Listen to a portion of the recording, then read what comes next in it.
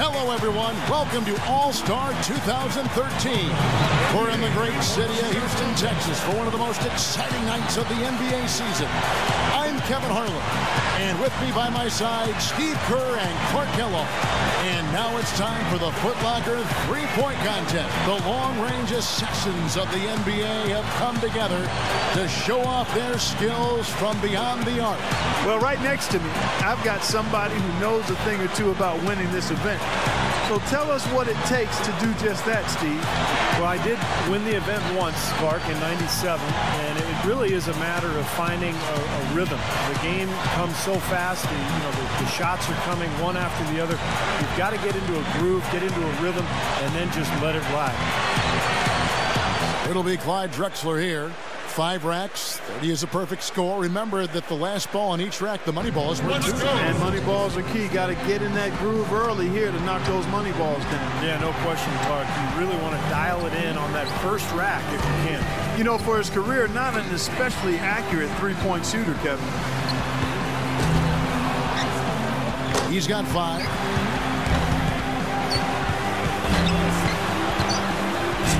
Money ball, no good. Misses for the 4th straight time. He's getting cold. 5 consecutive misses. Now is 6. That's 7. Uh-oh, looks like Drexler has found his rhythm. Oh, he is getting it done right now. 11 points. One last rack remains. That gives him 12. Good for 13.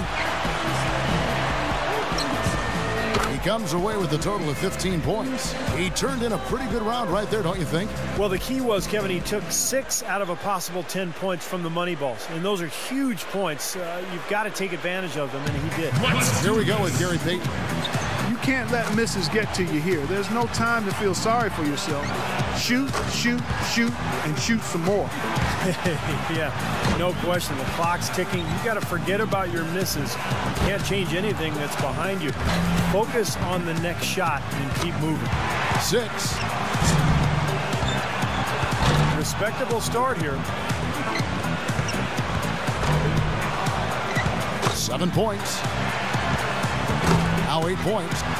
He's got 9. A 3-point rack for him right there. He's got 10. Now with 11. Well, now he's got it going. Oh, yeah. That's his 5th consecutive make. And with that shot, he moves into sole possession of first place. He's on top. 17 on the board. That gives him 18. He racks up 20 points in the round. His stroke looked terrific in that round, guys. By the time he got to that 4th rack, he was feeling it. He sprayed home the entire rack. That jumper was wet. And so here's Mullin now. Well, you see how great of a shooter Mullin was over the years. What is amazing is that he's almost as good with his offhand. He could really mirror his form that way. Gets the money ball. Now with 4. Boy, when Chris Mullin gets into a rhythm, there's very few people who can shoot the ball like he can. Pretty good start there for him. He's got 8. 9 points. 3 racks down, 2 to go.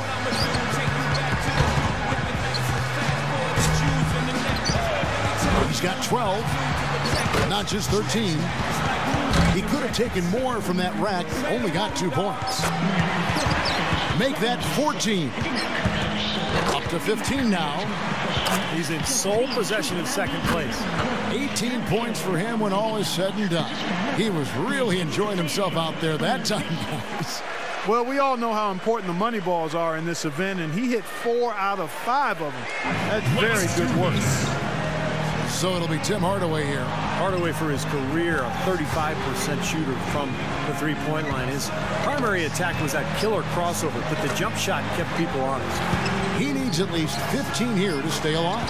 Well, that's pretty respectable, but if he's anywhere close to his best, guys, I think that's very doable.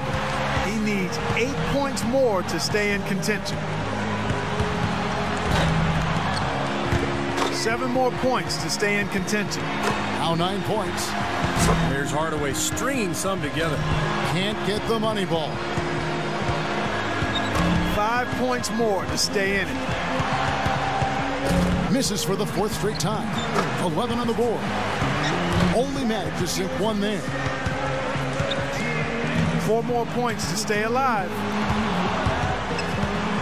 12 for him. And Clarkie's out. Not enough to make the next round, Kevin. Yeah, that's it. It's academic from here.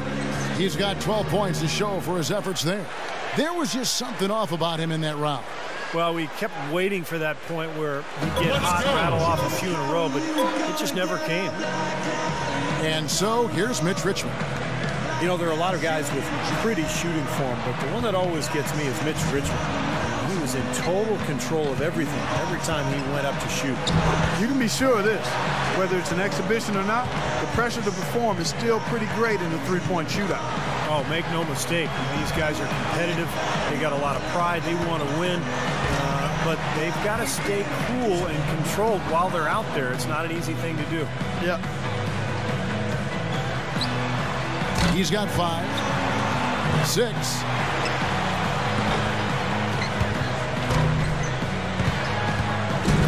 7 points more to stay alive. He's got 9. Well, by the looks of it, Mitch is pretty locked in here right now. 3 more points to stay in contention. Boy, is he finishing strong, guys. Couldn't finish it off, but still put up an impressive number. 14 points is his total as the round comes to a close. And here we go with John Stockton. He's in a good spot getting to go last. It's no mystery how many points he needs to move on. He only needs to break 15 points to move on. Here we go. A good chance for him here. That score is beatable.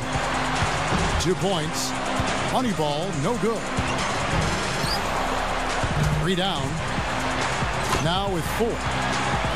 Stockton looking confident, getting that rhythm going. 7 more points and he's in. You betcha. Boy, he's heating up, guys. Yeah, there you go.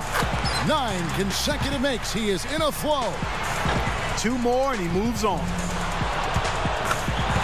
Make that 14. And now he's tied for 3rd here.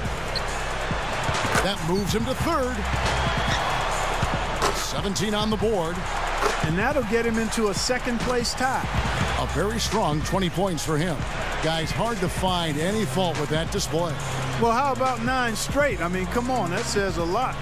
Shows you how dangerous his touch is from outside. Payton's got one of the best scorers in round 1, a serious contender.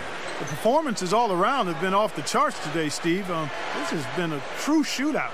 No question. We got a great three-point contest on our hands this year, guys. So here's Chris Mullin. And Chris Mullin, as you said, Steve, almost ambidextrous, and it helped him as he could drive to either side and Clark feel comfortable regardless of how he was coming into the lane and going to the rack. Yeah, you couple that with his ability to stop and start on a dime and pull up and spray you mid-range or deep. You could see why he was such a respected scorer for such a long period of time. I think he had a period of about 6 or 7 years where he averaged 25 points a game. Great score out of St. John's. Can't get the money ball. Now 8 points. 9 points. He's got 10. 1 rack left. 11 on the board. 12 for him. You knew at some point Chris Mullin would get on a roll just like this. He completes the round with 13 points. I'd say he handled that round pretty well, guys. Kevin, I think he'd be real pleased with that score. I mean, it can always be a little bit higher, but that was plenty good. Yeah, I agree, Clark. He's probably happy with it, not ecstatic, but you know, he did his job and put up a pretty good number. Here we go with Gary Payton. The minimum to tie it is 13, or 14 will give him the lead. 2 points. Now 3 points. Feeling he's in the zone. Money ball, no good. And it's panic time. 8 more points for him to tie it up. 6. He comes away with 4 points on that rack. 5 more points to tie it up. Now 9 points. Up to 10 now.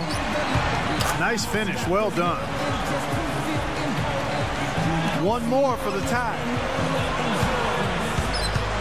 Good for 13. He averages 3 points a rack and finishes with 15. That was a nice piece of shooting we saw from him out there. Kevin, I think he'd be real pleased with that score. I mean, it can always be a little bit higher, but that was plenty good. Yeah, I agree, Clark. He's probably happy with it, not ecstatic, but you know, he did his job and put up a pretty good number. And here we go with John Stockton. He knows how many points it's going to take to be crowned the champion. Let's see if he can get it done. He can tie it up with 15 or take the lead. Here he goes now, Stockton feeling. 6 more points for the win. 11 on the board. 12 for him. 3 more points will tie it. Good for 13. Make that 14. Now to 15. Down to the final rack. Hits for the win. And a little victory lap through his final shots. A chance to tack on a few points for posterity. He racks up 20 points in the round. Now that's how you do it. Outstanding focus throughout the round. I think things are so much easier when a shooter gets off to a good start, and he certainly did that. And we've reached the finish line of a Foot Locker three-point contest. All our competitors gave it their best shot, but one man was head and shoulders above the rest. This year's champion, John Stockton. What a commando performance by our champion. Once he got rolling, the only question was, who's getting second? Yeah, to paraphrase Larry Bird way back, who's going to get second? That's exactly right. And I'll tell you what, Clark, he deserves all the credit in the world. To come out on top against a field like that, that's sensational. And the drama, the excitement, this year's three-point contest had it all. And it was our pleasure to bring it to you. For myself, Kevin Harlan, and my partners, Clark Kellogg and Steve Kerr, thank you, everyone, and good night.